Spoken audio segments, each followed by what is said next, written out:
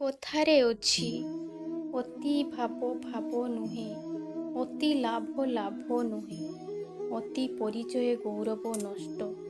ସେଥିପାଇଁ ବନ୍ଧୁମାନେ କେବେ କାହାକୁ ଅତି ନିଜର ଭାବ ନାହିଁ। ଯାହା ପାଖରେ ତୁମ ପାଇଁ ସମୟ ଏବଂ ସମ୍ମାନର କିଛି ବି ମୂଲ୍ୟ ନଥିବ। ଅଜବ ଇ ଦୁନିଆ।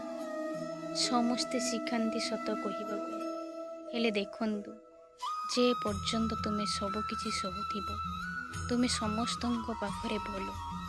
ଯେବେ ତୁମେ ମୁହଁ ଖୋଲି କିଛି ସତ କହିବ, ତୁମେ ସମସ୍ତଙ୍କ ପାଖରେ ଖରାପ ହୋଇଯିବ। ସମ୍ପର୍କ, ଭରସା ଏବଂ ବିଶ୍ୱାସ, ଏହାକୁ ନେଇ ଭଲ ପାଇବା ଗଢ଼ାଯାଏ। ଛଳନା କି ସ୍ୱାର୍ଥକୁ ନେଇ ନୁହେଁ। କେହି ହଜିଗଲେ ଏତେ କଷ୍ଟ ହୁଏ ନାହିଁ, ଯେତିକି କଷ୍ଟ ନିଜର କେହି ବଦଳିଗଲେ ହୋଇଥାଏ। ଭଗବାନ ମଣିଷ ତିଆରି କରିଛନ୍ତି ସ୍ନେହ, ପ୍ରେମ, ଆଦର ଦେବା ପାଇଁ ଏବଂ ଟଙ୍କା ବ୍ୟବହାର ପାଇଁ। କିନ୍ତୁ ମଣିଷ ଭଲ ପାଏ ଟଙ୍କାକୁ ଏବଂ ବ୍ୟବହାର କରେ ମଣିଷକୁ।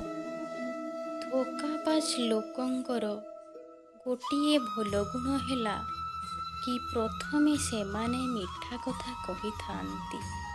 ଆଜିକାଲିର ସମ୍ପର୍କ ଭିତରେ ସବୁଠୁ ସିଏ ଖତରନାକ ହୋଇଥାନ୍ତି, ଯିଏ ନିଜ ଲୋକଙ୍କ ବିଷୟରେ ଅନ୍ୟମାନଙ୍କ କାନରେ ବିଷ ଭରିଥାନ୍ତି।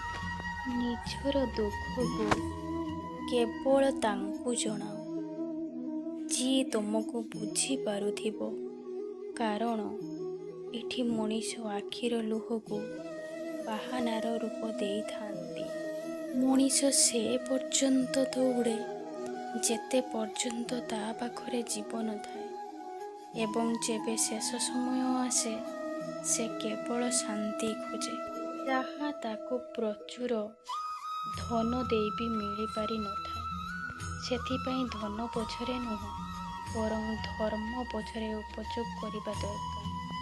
ଆପଣ ଜୀବନରେ ଯାହା ବି କରନ୍ତୁ, କିନ୍ତୁ ଭାଗ୍ୟକୁ ଦୋଷ ଦେଇ କର୍ମକୁ ଅବହେଳା କରନ୍ତୁ ନାହିଁ।